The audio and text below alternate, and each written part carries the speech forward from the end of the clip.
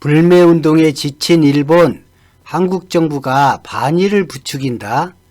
한국인을 아직도 몰라? 1월 2일 하나투어가 발표한 자료에 따르면 지난해 12월 일본 여행 수요는 2018년 같은 달에 비교해 84.2% 줄였다고 합니다. 갑자기 기분이 좋아지고 있죠. 모두 투어가 발표한 자료에서도 86.1% 감소했습니다. 11월 22일 지소미아 유해하고 한일 당국이 대화를 재개하기로 하고 바로 나온 소식이 일본 여행객 증가 조짐이 보인다든지 국내 불매운동이 수그러들어 일본 기업 매출이 회복하고 있다느냐 하는 자료에 근거하지 않고 사진 한두 장으로 누구를 위한 기사인지 모를 기사들이 나오고 만원짜리 히트텍 하루 100장 공짜로 준다는 유니클로에 아침부터 줄서는 정신이 빈곤한 거지들이 있다는 사실에 충격을 받기도 했지만 유니클로 2019년 매출은 딱 반토막이 났습니다. 유니클로의 국외 법인 중 한국에서의 이익이 가장 크고 매출도 마찬가지였습니다.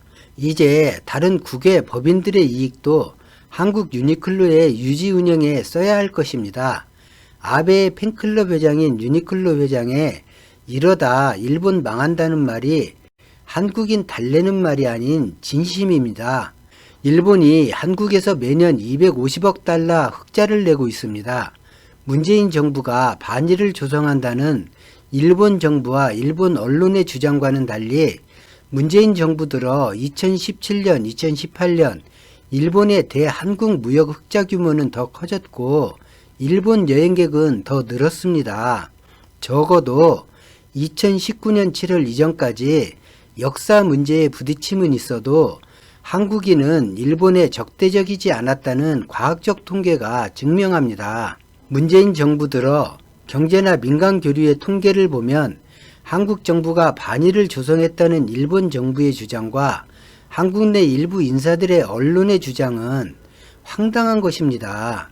그냥 일본을 위한 일본을 만족시키고픈 주장일 뿐입니다. 이건 사대주의도 아닙니다.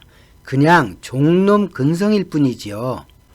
안시성에서 불과 수만으로 보급대 포함 최소 200만의 당태종의 군대를 이겨낸 이유가 무엇일까요? 당태종은 항복한 지역에 선처해서 제 편으로 삼는 유능한 군주입니다. 항복하면 편하게 살 수 있는데 그 작은 성의 고구려인들은 싸웠습니다. 싸워보지도 않고 굴복하면 정신이 죽기 때문입니다. 바로 민족정신, 당시엔 고구려 혼이 꺾인다고 생각했을 것입니다. 안시성에서 지켜낸 것은 굴복하지 않겠다는 한 민족의 신념입니다. 그 성의 지도자는 성민들에게 고구려 정신의 값어치를 알려준 것입니다.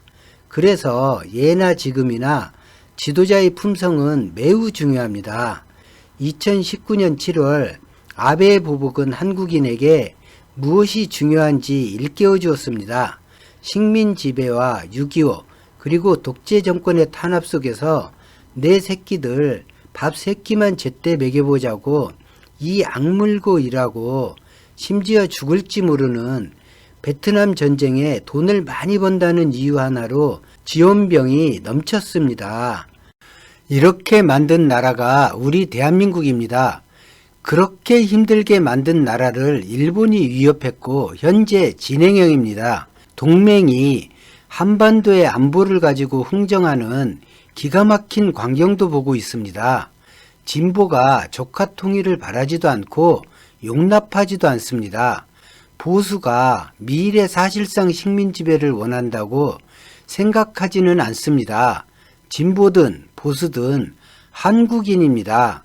지지하는 정당의 수뇌부가 주장하는 것들은 권력을 위한 정치적 계산입니다.